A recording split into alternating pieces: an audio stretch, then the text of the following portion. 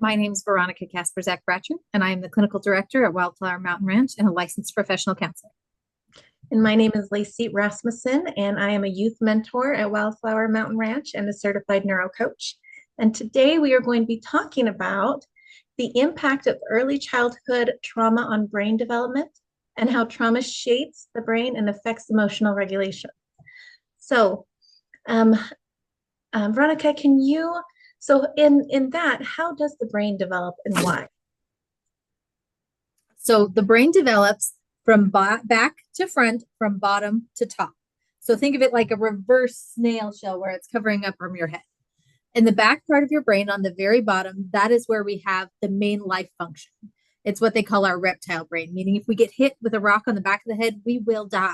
Hence the reason falling is painful, because this is the part that controls breathing, heart rate, all of those main life essential functions. So that's critical. And obviously, as a human being, if we can't do those things, we don't exist very well. And so that's where the brain develops. Then it moves further up, and that's where we get to our hormones and our amygdala and our memory, all of those other things that help keep us not just alive, but surviving. People used to refer to it as, it's what they call more of the mammal brain. This is the fight, flight, food, and fun, which is where we have our hormones, where we've got sexual drive, adolescence, all those puberty elements, plus all of the centers that focus on emotional development, emotional regulation, because those are primarily a combination of sensors related to what they mean to us, all of the different neurotransmitters and the chemicals that are going through in our brain. Then the next step that happens is where we really start to develop more of our human element, which is what they call the executive function part of our brain, all our gray matter. Now, again, all of that develops in utero, but it grows significantly from in utero, the point of conception, to adulthood. Our brains are not fully developed, they've found out now, till about the average age of 25 or 26. Okay. The reason that it matters when we're kids is that as much as we are born with a fully formed brain as a child, meaning we're not necessarily growing new pieces, it's kind of like a muscle. When we aren't using it in the right way, the muscle doesn't get bigger or stronger, and it stays small, and it doesn't further develop in ways that help us make the different choices that we would of a 15-year-old or a 25-year-old versus a 2-week-old. Right. Okay. So with all that said, how does abuse or neglect affect that process of the growth of the brain, change it? So, and they have shown this in a variety of different MRI scans, and you can actually see pictures of that compare different elements of the brain. And what they have noticed, and the effects are just as much with neglect as they are with abuse. Mm-hmm. And what they show is that there are certain parts of the brain that are smaller in individuals who have experienced trauma and neglect. And these are typically our executive functioning brains, all that emotional regulation, all those thinking parts of our brain. And there are certain parts of our brain that are all lit up all the time, such as the middle part of our brain, our amygdala, because it's like we are constantly living in that fight or flight status, which is where you notice kids from a variety of ages and adults who are constantly usually misbehaving in whatever way we might see, because something is dangerous in their brain to them, because that's the biggest part of their brain, as opposed to the thinking part of the, wait a second, that's not actually going to hurt me. It's thunder. It's just something that's outside. That's the noise of the static electricity, as opposed to, it's a big scary noise. What if it eats me? Right. Because it affects a different, we think or we process it differently depending on which part of our brain we're using and it's activated.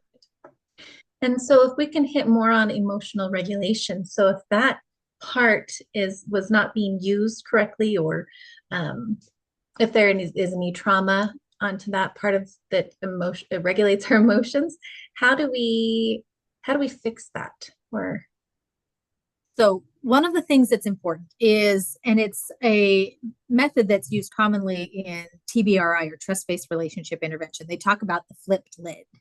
So they think of this is your brain capacity. So this top part where your fingers are, this is our executive functions, our logical thinking. Hey, if I just do what my mom says, I'm probably going to eventually get an ice cream. It may not be today, but it'll be another day.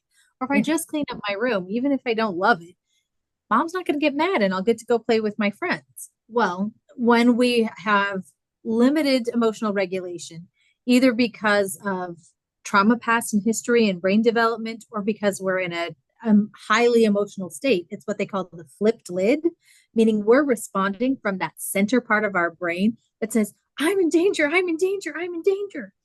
And we are either going to act out irrationally as if we are fighting for our lives, whether we are lashing about, hitting, kicking, throwing things, or we're going to shrink into ourselves like we're hiding under the table, like we're hiding from death or something dangerous, when mom's really just asking us to eat green beans because the logical part of our brain is disconnected.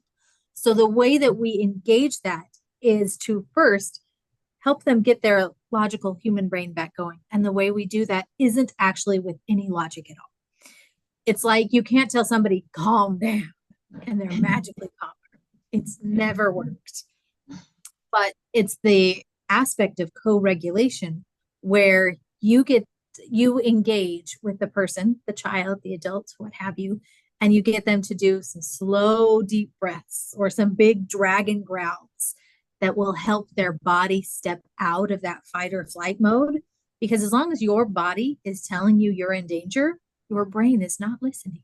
It's just responding to the danger. But when you can calm your body down, either by deep breaths, a DBT skill is called tipping the temperature, meaning putting a cold rag on your face or splashing your face with cold water, taking a drink of cold water, doing some jumping jacks to get your body moving for really a second to help your feel. Then your brain gets re-engaged and you're like, oh, I can handle this. But in order to get out of that trauma part of our brain, we have to calm our body first.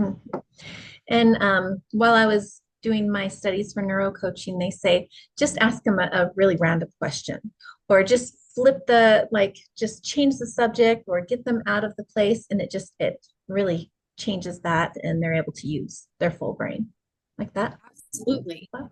Nice. Yep. Yeah, absolutely. Because instead of going through that spiral, that what I call a thought tornado, where I'm in danger, I'm in danger. Where's the danger? Where's the danger? You're like, ooh, you're giving them the same squirrel effect of, ooh, there's something over there when you're giving them random information. So one of the techniques that can work for people who are having panic or an anxiety attack is to count numbers out of order. 1, 7, 5, 23, 4, 17, 89, 75, because your brain is not in any sense of being able to do it automatically. So it requires your brain to go back to that. And therefore you can't hold on to whatever thought that's keeping you going. Nice. Those are some good tips. Thank you so much, Veronica. Welcome.